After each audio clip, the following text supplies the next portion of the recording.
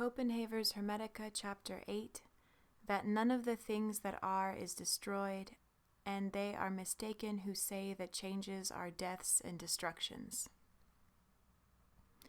Now, my son, we must speak about soul and body, and say in what way the soul is immortal, and whence comes the energy that composes and dissolves the body. Death actually has nothing to do with this. Death is a notion that arises from the term immortal. Either it is an empty usage or, through the loss of the first syllable, immortal is taken to mean mortal.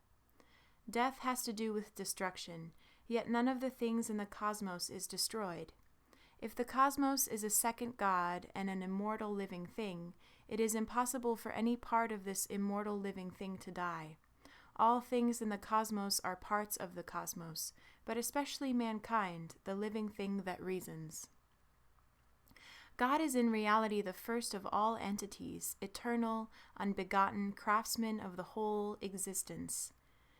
But by his agency a second God came to be in his image, and by him this second God is sustained, nurtured, and immortalized, as from an eternal Father, ever living because he is immortal. In fact, the ever-living differs from the eternal. God did not come to be by another's agency, and if he came to be, it was by his own agency. He never came to be, however. He comes to be always. This is the eternal being through whom the universe is eternal, the Father who is eternal because he exists through himself. But the cosmos became ever-living and immortal from an eternal Father.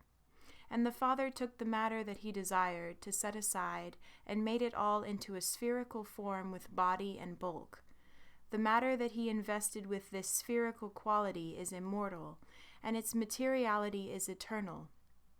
Further, the Father implanted in the sphere the qualities of forms, shutting them up as in a cave. He wanted to adorn what comes after him with every quality, to surround the whole body with immortality, so that even matter, tending to separate from the composition of this body, would not dissolve into its typical disorder. When matter was without body, my child, it was without order.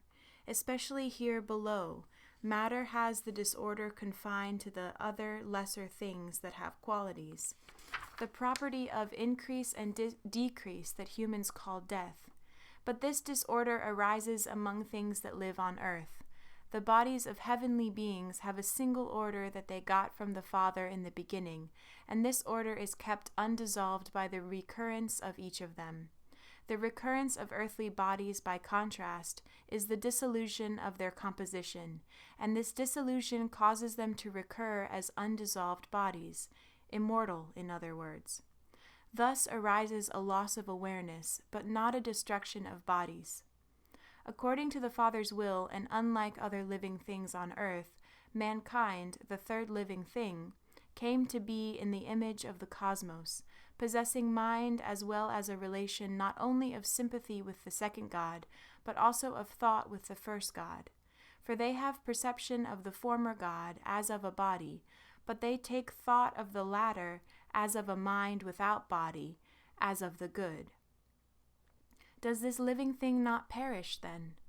Hold your tongue, my child, and understand what God is, what the cosmos is, what an immortal living thing is, what a dissoluble living thing is, and understand that the cosmos was made by God and is in God, but that mankind was made by the cosmos and is in the cosmos.